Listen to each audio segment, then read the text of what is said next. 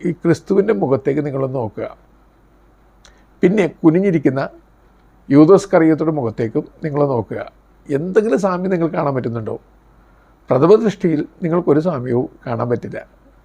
പക്ഷേ ചില സാമ്യങ്ങൾ ഉണ്ട്, വലിയൊരു സാമ്യമുണ്ട്. ലിയനാർഡോ ഡാവിഞ്ചിയുടെ ഏറ്റവും പ്രിയപ്പെട്ട ശിഷ്യനായിരുന്ന സാല എന്ന് പറയുന്ന യുവാവാണ് കർത്താവിൻ്റെ മോഡലായി മാറിയത്.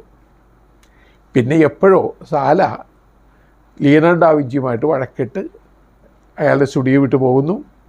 പിന്നെ ഒരു വഴക്കാളിയായി തെമ്മാടിയായിട്ടൊക്കെ ജീവിക്കുന്നു. കുറേ കാലം കഴിഞ്ഞിട്ട് യൂദാസ് കറിയോത്തി ചിത്രീകരിക്കണം. ഇദ്ദേഹത്തിൻ്റെ തന്നെ സ്റ്റുഡൻസിൽ ഒരാൾ തെരുവിൽ തല്ലുപിടിക്കുന്ന ഒരു യുവാവിനെ, ക്രുദ്ധ ഭാവമുള്ള പ്രാകൃത വേഷമുള്ള വല്ലാത്ത വന്യഭാവങ്ങൾ ഒളിപ്പിച്ചിരിക്കുന്ന ഒരാളെ കണ്ടെത്തി. അയാളെ സ്റ്റുഡിയോയിലേക്ക് കൂട്ടിക്കൊണ്ടുവന്നു. അയാളുടെ മുഖം ആപ്റ്റാണ്, യൂദാസിന് ചേർന്നാണ്. അത് നോക്കി വരക്കാൻ തുടങ്ങിയപ്പോൾ അയാൾ വിതുമ്പിക്കരയാൻ തുടങ്ങി. സാർ, എന്നെ അങ്ങ് തിരിച്ചറിഞ്ഞില്ലേ? ഞാനിവിടെ വന്നിട്ടുണ്ട് സാർ, ഞാനിവിടെ ഇരുന്നിട്ടുണ്ട് സാർ. അപ്പോൾ ഡാവിഞ്ചി ചോദിക്കുന്നു, നീ ആരാണ്?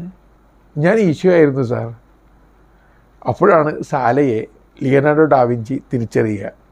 സാല കർത്താവിൻ്റെ മോഡലായിരുന്നു, പിന്നെ യൂദാസ് കറിയോത്തയുടെ മോഡലായി മാറി. അതും ഒരു പ്രതീകാത്മകതയായിട്ട് ധ്യാന വിഷയമായിട്ട് മാറുന്നുണ്ട്.